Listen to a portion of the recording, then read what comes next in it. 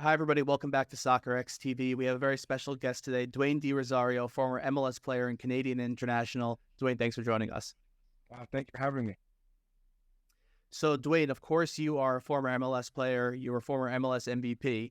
Now that the league is welcoming Lionel Messi and a lot of other stars into the league, can you talk a bit about how you see the growth of the league from when you played till now when we're welcoming one of, if not the best player of all time? Yeah, I mean, it's amazing to see someone like Messi's caliber. Respectfully, we've had some great um, world football legends, grace our presence in MLS. I don't think to the likes of someone like Messi, and I don't think there's anyone close to someone like Messi in terms of what he's been able to accomplish um, in his career. So to have him coming off of a World Cup victory, potentially another Ballon d'Or, it's great for the league. It's great for the growth. It's great for the youth to encourage them to, that there's multiple pathways, and MLS is the real deal. It's something that I've always believed that this league will continue to grow, and we're seeing that happen before our very eyes. And I think it's a great it's a great opportunity for you know for other players that are interested in coming to Europe. Now that Messi's here, that even sparks a greater interest, and I already have a lot of players reaching out to want to see if they could get into MLS just because someone like Messi is now a part of this league. Great. And so, switching over to the international side of things, of course, you're one of the most prolific Canadian players of all time, scorers in their all-time 11. Canada played in the last World Cup. It was the first time they were there in a long time. Of course, they're hosting it, or part of the group that's hosting it the next time. Can you talk a bit about Canada soccer, the evolution of it in the World Cup, and how excited you are to see them actually hosting some matches in the next iteration? Yeah, I mean it's again it's a great time for soccer in North America, especially here in Canada.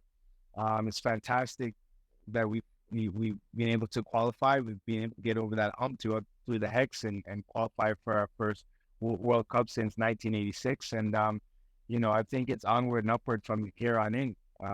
We can't get beside this up. There's still a lot of grassroots work to do here in terms of soccer development. There's still a lot of work to do in terms of getting soccer in the media and getting in the forefront. And there is a fine line of finding a balance between um, creating soccer access in terms of financial to kids in need and kids in environments that need support and help, and for the pay to play model. So I think we're still trying to navigate through the whole landscape of that. But as you mentioned, with 2026 on the horizon, one could only imagine how big soccer will continuously grow off the weight of us qualifying for the World Cup. And of course, hosting the World Cup in 2026 for the first time, we as Canadians get to see what this sport's really all about and really get a taste of it. I know in 1994, when US had the World Cup, it was right across the border there. But now we're hosting it. So now we get to see really what the passion, what the love, what this great excitement is around the world game is really and truly all about. You mentioned the grassroots part of it. You created the Dero Academy in 2012. Why did you decide to do that, and what was its main goal? And what is it working on now? Yeah, to be honest, I did it because I just want to support kids in my community, inner city community, to have access and equal opportunity to find a platform where they can showcase their talent. And one day, hey, if it's playing in Toronto FC or playing in the MLS or playing in Europe, those are the pathways that I've always envisioned. And thankfully, most recently, we've actually partnered with Toronto FC, so it's now Dero TFC Academy.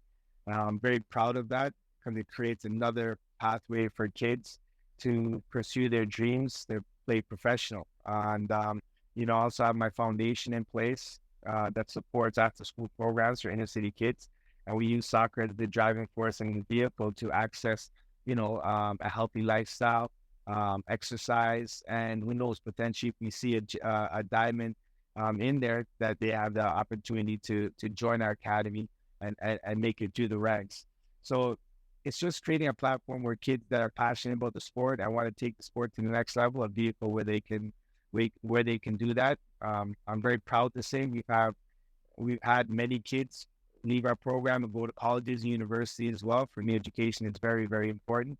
I think college route is still very a viable route for a lot of kids that aren't ready for the pro experience to go through that, get educated, whether it's half, whether it's some, whether it's a full education scholarship provided by the university or college. So these vehicles are very still important and great opportunities for our youth. So we're many roads to hopefully one destination, and that's playing football at the highest level. So switching gears a little bit to the Women's World Cup, which is actually starting. I know that Canada is well represented. They've been huge on the international stage for a long time. Yes. Can you talk a bit about your perspective on the growth of the women's game and how you see, or, I imagine you'll be rooting on the team at the World Cup, but just how you see them doing in Australia? No, it's exciting. I mean, they have a nice young team, right? They have a exciting team, and really looking forward to them perform at the World Cup. Our women's program has been strong. Uh, yeah, and we really want to see them show well in this World Cup. We have some players now playing at a high level in Europe, and I think we have a strong team to compete against the world elite at the women's level. We saw what happened at the Olympics, us capturing gold, and hopefully we could carry that same experience, that same caliber, and that same winning mentality into the World Cup. Amazing. Well, Dwayne, we really appreciate you joining us. We're looking forward to having you at Soccerex this year to just be there and be part of the entire atmosphere. So thanks once again for joining us and sharing all your expertise. Yeah, thank you for having me. I've heard so much great things about Soccerex, and I can't wait to be there to support what you guys are doing and helping to grow the game across North America and globally. So thank you.